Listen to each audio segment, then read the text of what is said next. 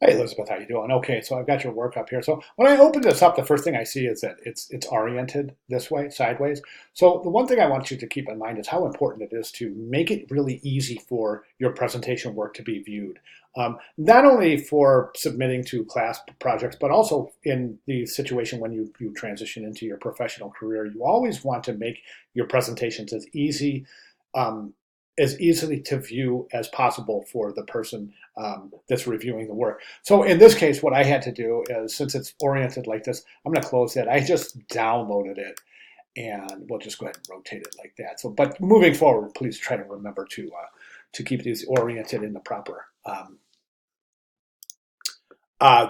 horizontal orientation so that it's easy to view. And all right, so let's go ahead and take a look. I think it's a really great start. I do. I think your letter forms are just fabulous. Really good job. So much so that when we take a look at the originals, we can really see that you've done a great job.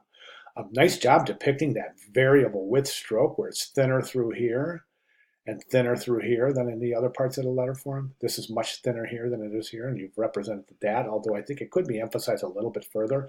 Also, note that little curved tail on the lowercase a, which isn't depicted. Yours is coming straight down here.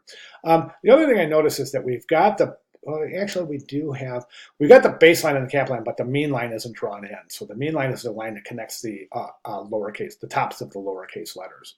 Okay, I think that your craft is outstanding. Nice job there. These are kerned in a way that I would consider to be normal letter spacing, meaning that they're even spacing between. And so what you want to do in optimal kerning is follow this guide, is that the closest kerning should be between two curved letter forms. Next widest should be between a straight and a curved, and then the widest should be between two straights. Now listen, that is a rule of thumb that is described to a very, very high degree. And I'm going to bring you over to the announcements area. And I want you to specifically draw your attention to these four announcements. Welcome to week 1, how to complete assignment 1, how to kern banana on the computer, and welcome to week 2. Be sure you read all of these announcements and take a look at all of the videos within. Okay, and don't forget to visit announcements area at least 2-3 times a week, as I quite often populate this intermittently during the week with new resources to help you with the assignments and moving forward in the class.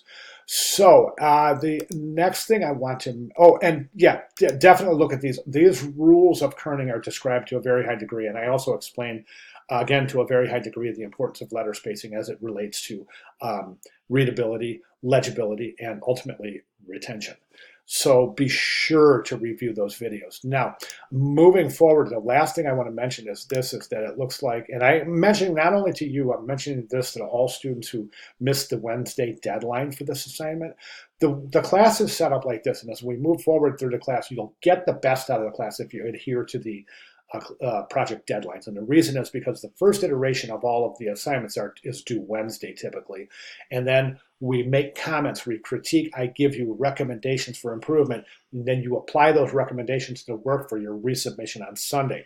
So as you can see, it's a great formula for your Sunday submission to get nothing but A's if you follow the required the recommendations, etc. But this is all contingent upon the fact that you submit the work on time. Okay, so I can't guarantee if work is submitted late. I can't even guarantee that I can get a video critique to you, let alone a robust. What I can guarantee is if it's submitted on time, you'll get a full, robust critique for which you can apply to your final submission on Sunday.